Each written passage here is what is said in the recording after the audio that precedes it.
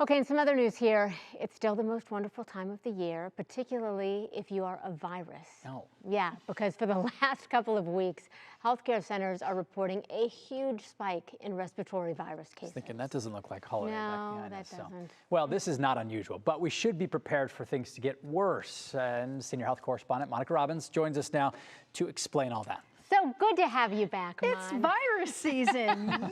Yay! No big surprise here, folks, but chances are you or someone you know got the icky gift of a respiratory illness this holiday season. They're definitely on the rise, and ironically, nearly all of the bugs have a vaccine that can prevent you from becoming very sick. The biggest issue in the last 2 weeks, influenza A. It got off to a more seasonal start this year. COVID never went away. Cases are still rising. It looks like RSV cases are finally reaching their peak and plateau, and Cleveland Clinic reports a number of hospitalizations and wants you to expect longer waits in the emergency room. And remember, there is a chance this unwanted gift has the ability to keep on giving. Something important to remember is that when we have a viral infection or a viral pneumonia, it's not uncommon for a week or two later to then have a secondary bacterial pneumonia.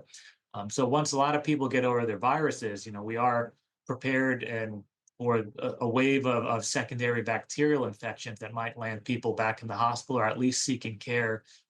So that happens because we all carry bacteria within us. The virus weakens the lining of your lungs, making it easier for bad bacteria to invade and cause more problems like pneumonia.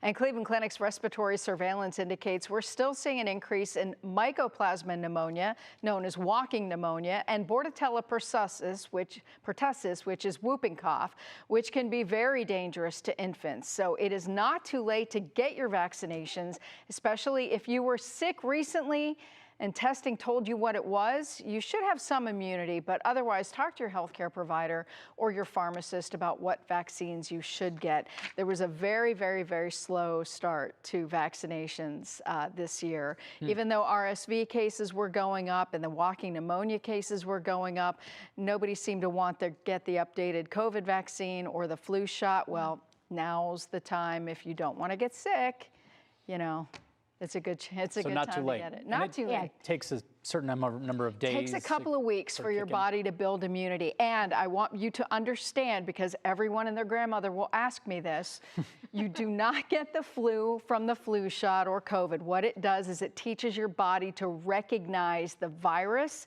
and tamp it down before it causes any symptoms. But if you are exposed while your body is building those immunities, or antibodies rather, you can still get sick. You just won't get as sick. It won't be as severe. Right. Okay. Yeah. So Thank you, Mon. okay, you're welcome.